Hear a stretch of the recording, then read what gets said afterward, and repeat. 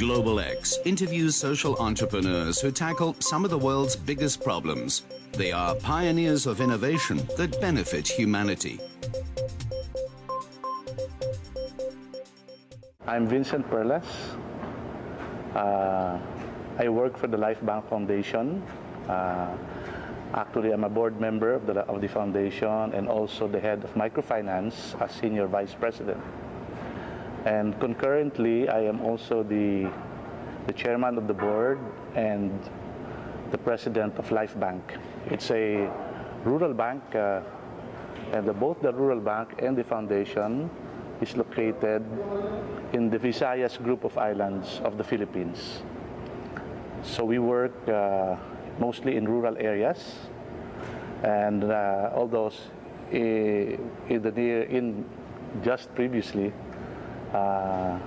just recently we've entered other parts of the Philippines, in Luzon, Visayas, and Mindanao. So we're practically now moving nationwide, doing our microfinance operation,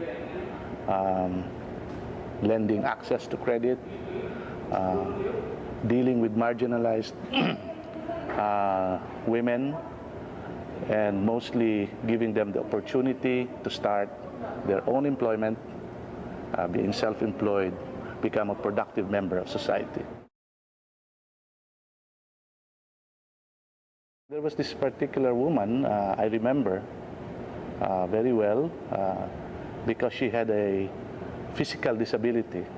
There was something wrong with her speech, so she couldn't express herself well. And although she had that spirit to do something to improve her family, so I talked to her and we gave her a first loan. It was 4,000 pesos, approximately around $80. And she started a small convenience store. It's like a neighborhood variety store, which she passionately continued to grow. And later on, she moved to increase her business to include hog racing. And in that hog racing, she was able to now raise 3 sows on an average of probably like 2 to 3 dozen piglets for fattening at one given time. And I guess that was not enough for her, so she moved on to buy transportation equipment, vehicle. We call it tricycle. It's like a motorbike with a sidecar attached to it. And she has 3 or 4 of these now. She rents it out to drivers who make a living themselves. And eventually moved on to another business, selling ready-to-wear items, garments. Actually, she's grown quite a lot since the last time I saw her. And a year ago, I went back to visit her, and she now has this huge house, and cemented, tin roof, with the essential appliances like a television, DVD, and she has sent all her children to school. And in fact, she even convinced her husband to stop his employment and help out in the business that was really growing.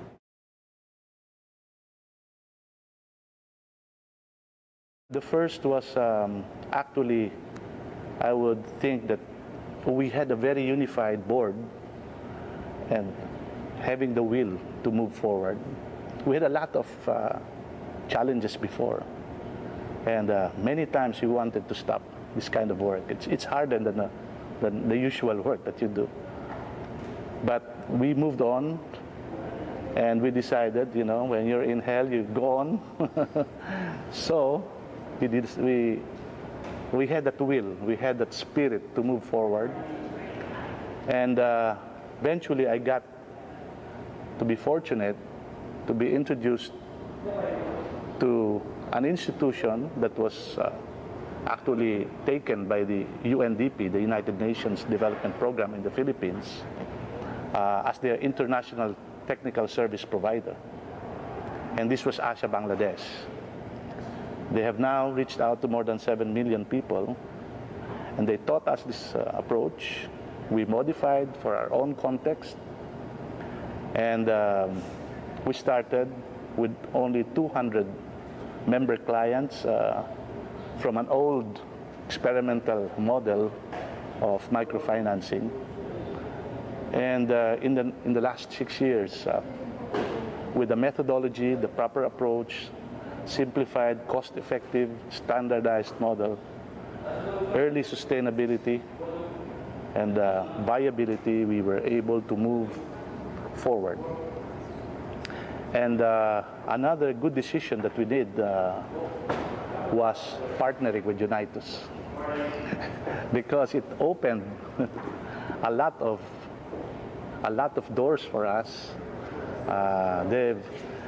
One constraint of large growth would be the funding source. And this, to me, was a very important breakthrough, in the sense that Unitus mobilized capital markets, introduced them to us, and eventually got us internationally rated by the Planet Rating of CGAP. And there were a lot of interest from funders that moved in and eventually gave us the funding to do this kind of work. So a will with that spirit to move on, a methodology to do it, and the proper gasoline or the proper funding to scale up and expand nonstop. To face the challenges, and because there will be a light at the end of the tunnel, you have to have the right people to be with you. Choose the right people, your lieutenants, to move the program forward. And of course, you have to meet a lot of people who can help you in terms of resources, funding, technical advice, and all these things. Take it as it comes. I'm a medical doctor by profession. I became quite dissatisfied with the way medical practice was going, and sometimes I kind of felt guilty extracting money from the sick. Anyway, so I felt I could do something. Actually, a different form, but with the same substance, going into using the power of finance to move lives of people, to help them, to be of service to them. And this, I think, was my main motivation from going into microfinance. I could have gone into traditional banking or conventional banking, but I decided to gear my operations towards helping those who really need help. And up to now, it has motivated me more and more so when I visit the clients in the field, when I go to my field visits from time to time, and they are testimonies of what we have done. You can listen to their stories, how it changed their lives, and I'm beginning to really see the power of what we're doing. And now it has, as I said, moved on to another dimension that is really a work that is beyond me now, and this is what keeps me moving. Global X is also on Social Edge at socialedge.org.